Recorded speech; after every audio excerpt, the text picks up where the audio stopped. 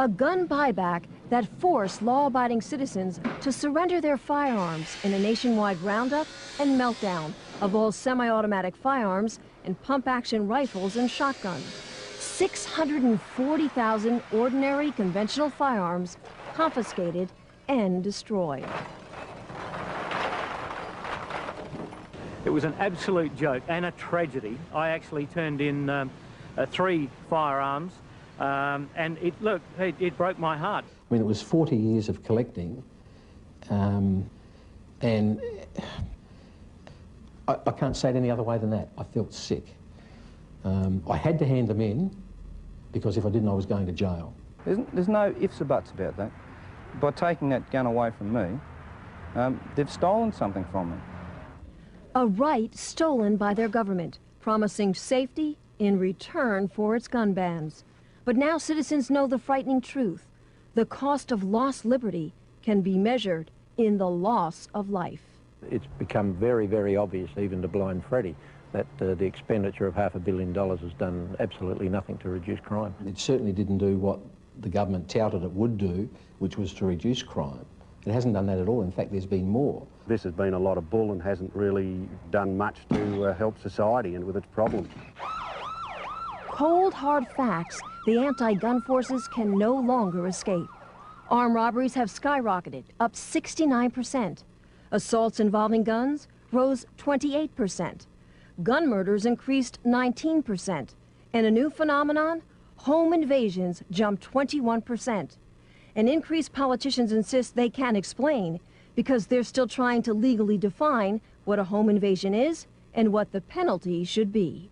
Part of the difficulty is that there is no clear definition of home invasion in the law. Never cease to be amazed at the ingenuity of lawyers. If the politicians want a pay rise, boom, that's done in 20 minutes. But to define home invasion, what a joke. I have no trouble at all in defining what a home invasion is. I think if someone sets their foot inside your door uninvited, they are invading your home and your privacy.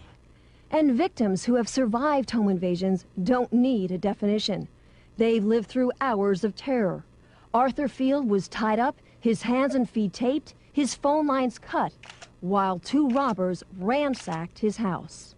And they jumped on me and knelt on my chest and grabbed me around the throat because I immediately started calling out, help. I don't know how many men, they start smashing the windows. There was a lot of glass shattering, a lot of noise outside, and I stood in the kitchen, I was trembling. The Zawadzkis remember thugs running through their home, demanding money and threatening to kill them. Mr. Zawadsky says if he had a firearm, the suspects never would have gotten away. Do you will stand, waiting till you get killed? Or you will defend yourself? Tell me true, you will defend yourself. Scars that never heal, citizens left powerless. But it's criminals who have been empowered and emboldened by the new gun laws because the innocent can't fight back. What's happening today is that the offender, the bad guys, are happy to break into somebody's house. They're not frightened to break into somebody's house while they're at home. Citizens deny the right to protect themselves by a justice system that won't. Well, my opinion of the legal system here is it's absolutely weak. Weak as water. I mean, it's because they've just got no backbone. That the sentencing for various crimes is just pathetic. And police who can't.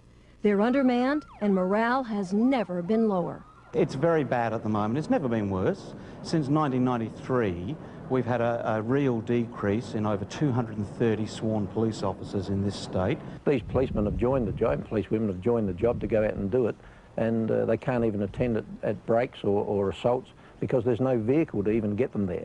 I mean, that's just absolutely ridiculous. Gun laws that have backfired.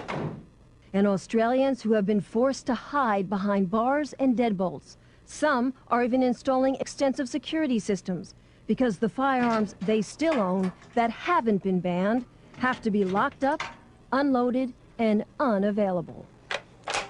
I mean, get real. If I have someone break in here, I've got to go get the bolt, get the rifle, find the ammunition somewhere else, put it all together, and then defend myself if this other person's got a firearm that's going to threaten my life. No way, it doesn't bloody add up. A political fraud, gun bans that haven't made a difference, and gun owners now struggling to stop a growing momentum against them.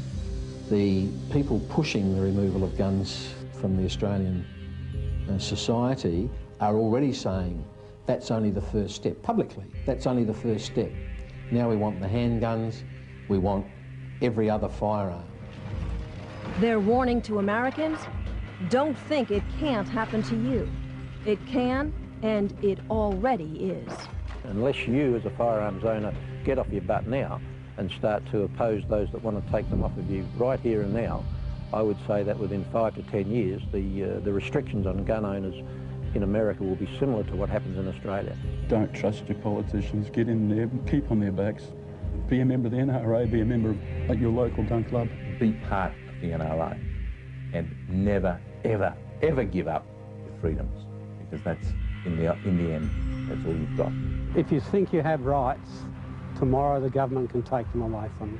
I think the Americans have to be very, very careful, because, you know, their rights will be quickly eroded, as ours have, and we don't have a chance in hell of getting those rights back.